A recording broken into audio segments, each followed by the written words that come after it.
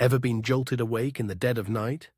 That feeling when you're not quite sure if you were dreaming, but your heart is hammering in your chest?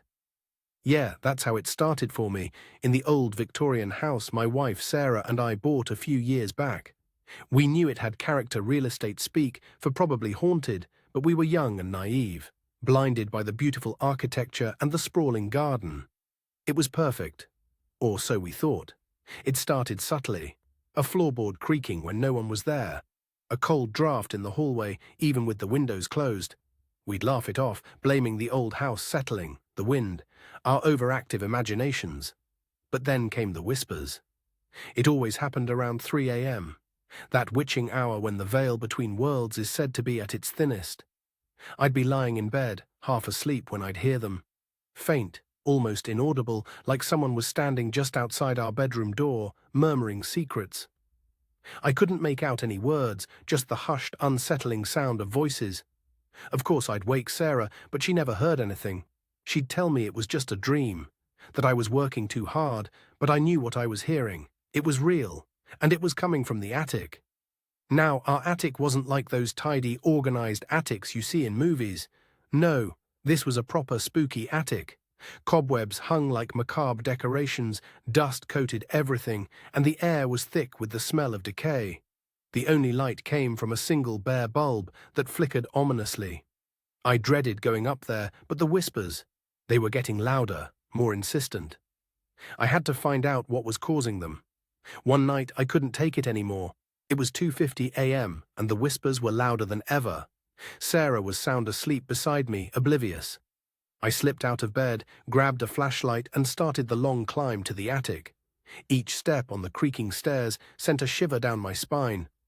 The air grew colder with every foot I ascended. By the time I reached the attic door, my heart was pounding so hard I thought it would burst out of my chest. I hesitated, my hand trembling on the doorknob. What was I about to unleash? I pushed the door open, the hinges screaming in protest. The beam of my flashlight cut through the darkness, illuminating the dusty, cluttered space. Old furniture draped in white sheets loomed like ghostly figures. Boxes overflowed with forgotten memories, and then I heard it again. The whispers. They were closer now, swirling around me, seeming to come from everywhere and nowhere at once. Help me, that's what they were saying. Help me. I spun around, my flashlight beam dancing erratically. Nothing, just shadows and dust. Who's there? I croaked, my voice barely a whisper. The whispers intensified, growing louder, more frantic. Help me. He's coming. He's coming? Who's he? Then I saw it, tucked away in a corner behind a stack of old books, was a music box. An antique music box, intricately carved with scenes of, well, I couldn't quite make them out in the dim light, but they looked disturbing. As I approached, the music box started to play. A haunting melody, both beautiful and deeply unsettling. And as the music filled the attic, the whispers grew even louder, coalescing into a single desperate plea. He's trapped me here. You have to help me. I reached for the music box, my fingers brushing against its cold, smooth surface. As I did, a vision flooded my mind, a young woman trapped in the attic, pleading for help. A dark figure looming over her, his face obscured by shadows. He was the one who trapped her. I recoiled, dropping the music box. It clattered to the floor, the music abruptly ceasing. The whispers vanished, leaving only silence in their wake, a silence so profound it was almost deafening.